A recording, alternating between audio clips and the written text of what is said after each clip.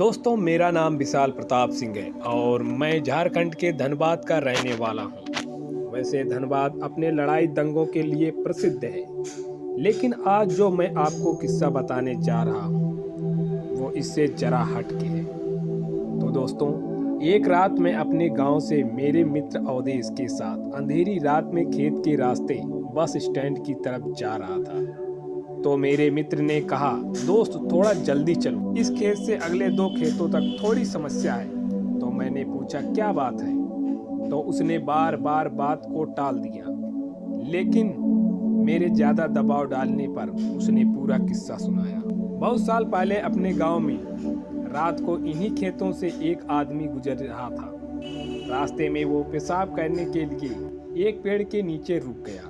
उसके बाद वो जैसे थोड़ा चला, उसे किसी बच्चे के रोने की आवाज आई। तो उसने सोचा रात को पहरा देने वाले का बच्चा होगा, लेकिन तभी याद आया कि खेत तो सर रामेश्वर काका का है, जो 3 साल पहले यहाँ फांसी लगाकर मर गए।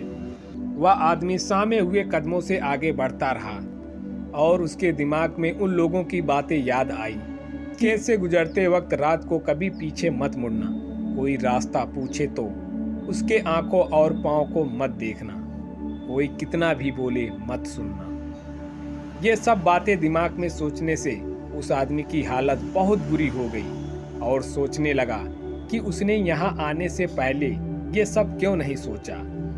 वो जैसे जैसे आगे बढ़ता वैसे वैसे बच्चे की आवाज़ और तेज होती जाती और ऐसा लग रहा था वैसे जैसे वो उसके साथ ही चल रहा हो।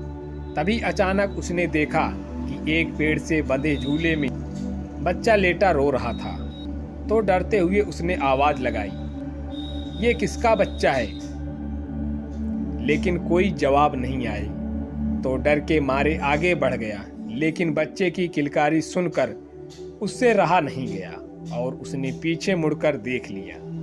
तो उसने देखा वो बच्चा झूले से उसके पीछे पड़ा था। रहम के मारे उसने उस बच्चे को गोद में उठाकर भागने लगा। थोड़ी देर बाद वो बच्चा उसे भारी लगने लगा और देखकर चौंक गया कि उसके पैर लंबे होकर जमीन को छूने वाले थे। उसने घबराकर बच्चे को गोद से गिरा दिया। जैसे ही वो बच्चा गोद से गिरा तो बच्चा बड़े आदमी की तरह जोर से हंसकर बोला, तू आज तो बच गया। अगर मेरे पैर जमीन छू लेते तो तुझे आज यहाँ कोई नहीं बचा सकता। गया वो इंसान गिरते पड़ते घर तक पहुँच गया और घर पहुँचते ही बेहोश हो। तेरी मौत तय थी, ये कहते ही वो बच्चा गायब हो गया। जब उसे होश आया तो उसने गांव वालों को ये सारी कहानी बताई। जैसे ही मैंने ये किस्सा सुना, ऐसा जोर से भागा और कभी उस प्रेत बाधित खेत से रात को नहीं